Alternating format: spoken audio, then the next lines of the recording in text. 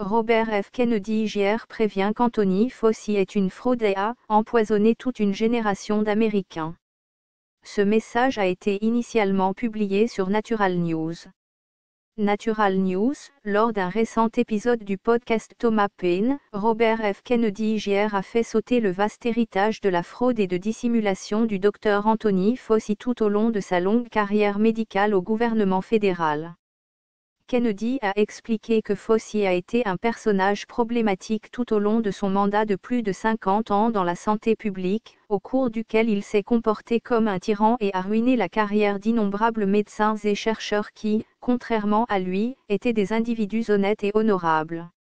Fauci constitue avec l'Institut national des allergies et des maladies infectieuses, NIAID, depuis 1984 l'État profond ou Deep State.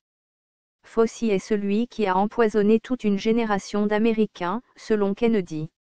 Dans au moins un cas, Fauci a ciblé un lanceur d'alerte qui tentait d'exposer le fait que l'approvisionnement en sang américain était contaminé de souches de maladies mortelles. Fauci a ruiné la carrière de ce médecin et a commencé à censurer ses recherches cruciales sur le sujet. Kennedy a également averti au cours du programme que Fauci avait attaqué de nombreux autres scientifiques qui avaient essayé de servir le public plutôt que des profits pour Big Pharma, Bill Gates, les médias grand public et d'autres actifs de l'État profond et des comploteurs experts dans la manipulation, la déception et le mensonge.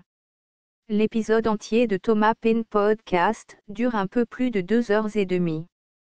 Assurez-vous également de consulter l'épisode suivant du rapport The Health Ranger dans lequel Mike Adams, le Health Ranger, explique comment les mondialistes comme Anthony Fauci utilisent la crise du coronavirus de Wuhan, Covid-19, pour tester la tyrannie sur le peuple américain pour leur faire accepter n'importe quoi.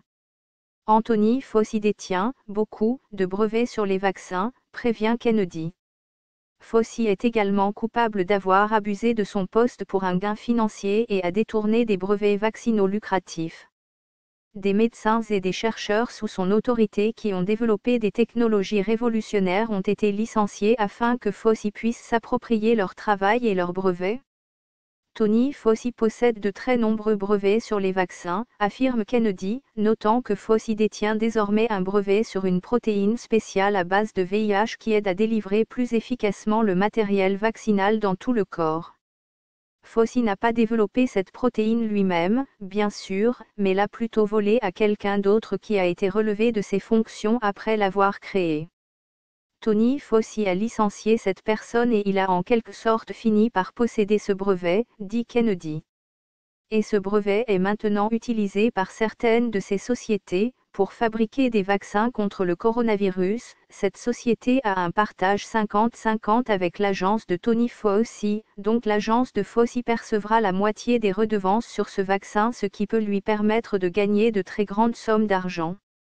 En d'autres termes, ce n'est rien d'autre qu'une entreprise pour des gens comme Fauci, qui profitent de pandémies comme le coronavirus de Wuhan, Covid-19, tout en prétendant réglementer les industries des médicaments et des vaccins qui leur répondent au nom du peuple américain. Fauci est juge et partie.